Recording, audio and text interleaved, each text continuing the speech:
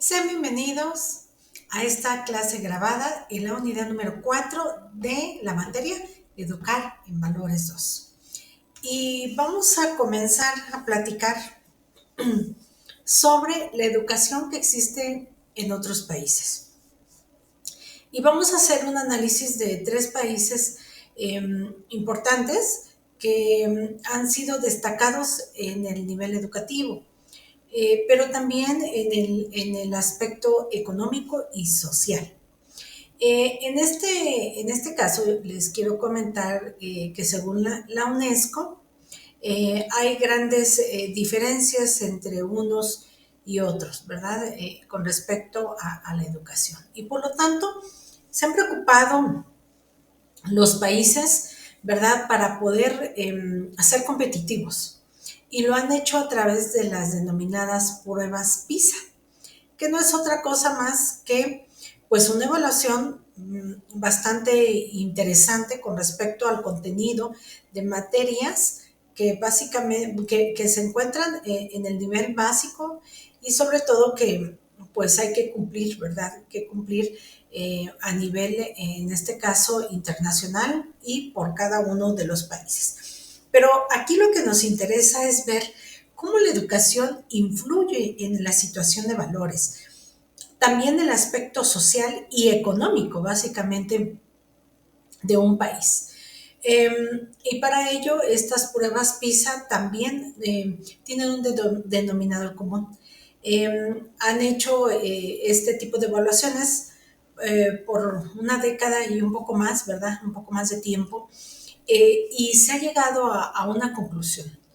Y yo lo podría decir así, como un denominador común que existe entre estos países identificados y reconocidos, aparte de ser países capitalistas pues altamente competitivos, también han sido países que dentro de la administración pública, de la administración del gobierno, se han preocupado por establecer, más bien por invertir a la educación y tener siempre aquellos fondos que les va a permitir, en este caso, poder solventar algunas contingencias, ¿verdad? Y nos hemos dado cuenta también, o no me dejarán ustedes mentir, que en este asunto de hablar sobre todo de estos tipos de evaluaciones, otro de los países que ha sido identificado dentro de lo que corresponde a los países de América Latina está Guatemala. Y Guatemala pues también tiene un nivel bastante interesante con respecto a los resultados que ha obtenido en la prueba PISA. Por otro lado, vamos a platicar un poquito y vamos a analizar cómo es esto que Canadá ocupa uno de los primeros lugares. Vamos a analizar los 3 puntos. Desde el punto de vista de la política o del gobierno de la administración pública, les puedo comentar que Canadá tiene esa parte o esa idea de siempre poder inculcar eh, y poder, en este caso, invertir en la educación, para empezar. Para continuar, el gobierno como tal y aquellos políticos que intervienen en este sentido están dotados de esa capacidad y han sido adiestrados desde la niñez en que tienen que cuidar esta parte de la educación. Ese es un punto fundamental. Tienen destinados fondos para poder controlar esta parte de la educación. Además de ser un país capitalista, pues quiere decir que en este caso los ciudadanos canadienses pues tienen una muy buena vida económica y no están tan metidos en compromisos o en movimientos sociales. Eso es lo que se logra distinguir a pesar de que tiene cerca un país vecino como es Estados Unidos, tan conflictivo y tan difícil. Pero Canadá es muy tranquilo en este sentido. Ahora bien, en el sentido también de la parte social o cómo ellos se han ido desenvolviendo. Es un país, y es aquí donde tenemos que resaltar la parte educativa, es un país que por el territorio geográfico en el que se encuentra, pues está en la parte norte, ¿verdad? Del país, perdón, del globo terráqueo, el clima es muy extremadamente, o hace mucho calor o hace mucho frío. Y esto ha permitido que en la cuestión de recursos naturales, a pesar de que sí lo tienen, algunos territorios de este país han sufrido fuertemente, ¿verdad? Y por lo tanto tienen una ideología distinta. El hecho de no tener en una pareja, en una familia, en no tener hijos, o si tenerlos, pero contados, ¿verdad? Entonces, esto ha resultado que si ustedes se dan cuenta o han logrado ver aquí en nuestra entidad, en territorio nacional, a veces ustedes pueden ver a algunas personas distintas que vienen de otros lados, ¿verdad? Y se puede identificar fácilmente, físicamente, sobre todo a esta parte de la cultura canadiense. Entonces son gente que oscila en una edad de cesantía, entre los 60 y 75 años. Entonces, ¿ellos qué hacen? Ellos trabajan toda su vida y a veces tienen vacaciones por 6 meses y 6 meses laboran, pero una vez que alcanzan la pensión, pues ya pueden disfrutar, porque el gobierno les permite tener esta facilidad en donde ya ellos pueden hacer lo que quieran con su dinero. Y sobre todo tienen esa ideología de ir pasear por todo el mundo y son felices. Pero no tienen la ideología de tener una familia como nosotros los mexicanos. Siempre estamos pensando en edades todavía de adolescentes y ya han conformado tal vez una familia necesariamente. O muchos hijos, lo que antes se veía aquí en México, aunque ahorita ha reducido esa parte demográfica, pero en Canadá no. Entonces, esto ha propiciado que ha habido necesidad en la ciudad de tener o necesitar gente de entre los 20, les puedo decir gente en trabajo dinámico, entre 20 y 40, 45 años. Y entonces han tenido la necesidad de solicitar ayuda, otras manos extranjeras, de jóvenes que se vienen a vivir, que llegan a vivir a Canadá, no necesitan visa.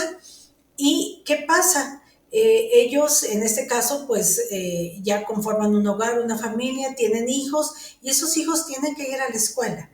Al ir a la escuela, el gobierno canadiense se ha obligado a tener esa identidad o checar esas necesidades que se tienen y ha inculcado materias interesantes e importantes para que esto ha propiciado que sean niños aplicados en donde hay una educación de calidad y por lo tanto el docente se le exige, pero también es bien pagado. Eso es lo que ha propiciado. Y vean ustedes cómo el sentido económico, social, se ve desbordado en la educación. Y afortunadamente son países capitalistas que tienen esa facilidad para poder identificar dónde están aquellos detalles u oportunidades en su país. Ese es uno de ellos por mencionar. Ahora vamos a estudiar, a China. China es un país extremadamente rígido en la cuestión de disciplina. Casi la mayor parte de familias en China. Ellos cuidan en el sentido familiar y el inculcar valores y principios son, en términos generales, básicos, esenciales desde la temprana edad. ¿Qué es lo que cuidan también? Es un privilegio tener abuelos. Es un privilegio que un abuelo esté con su mascota paseándolo, ¿verdad? No como acá, de que aquí pues hay mascotas en cualquier edad de la vida, pero para ellos es un privilegio. Y solo tienen mascotas, lo más general y lo más común, cuando a los abuelos, a los abuelos se les dota esa actividad. ¿Por qué? Porque ya pasaron a trabajar entre los 20 y 40 años, son personas emprendedores, entusiastas, ¿verdad? Que tienen sus propios negocios. De los 40 a 60 ya solo ven producir y de los 60 en adelante disfrutan de aquellas cosas que nunca hicieron, como por ejemplo algún hobby, pues tener mascotas o cuidar de ellos. Bien, pero aquí pasa un sentido muy importante, es que tanta rigidez para nosotros como humanos a veces nos puede llevar a límites extremadamente grandes. Y China es un país en donde el porcentaje de riesgo, en este caso de suicidios, es muy alto. Eh, y entonces, pues también se ve marcada este apartado muy fuertemente. Son países, China ha sido una potencia comercialmente hablando, que por ello también surgió la pandemia, ¿verdad? Necesitaba frenar a Estados Unidos y todos estos países que apoyan a Estados Unidos a frenar esta parte comercial, porque si no se les venía encima y entonces el dólar, pues por consecuencia bajaba su valor y pues no conviene, porque esto es por años y por siglos que Estados Unidos ha prevalecido en todo el aspecto comercial y económico. Vean ustedes hasta dónde ha llegado todo esto. Estos historiadores, gente que está especializada en las finanzas a nivel internacional se ha dado cuenta. Pero en el sentido de la educación, también les voy a compartir un video en donde hay una escuela que sigue y es tan estricto en el sentido de los rasgos. Y entonces pasa que si un niño entra a la escuela, en determinada escuela, ¿verdad?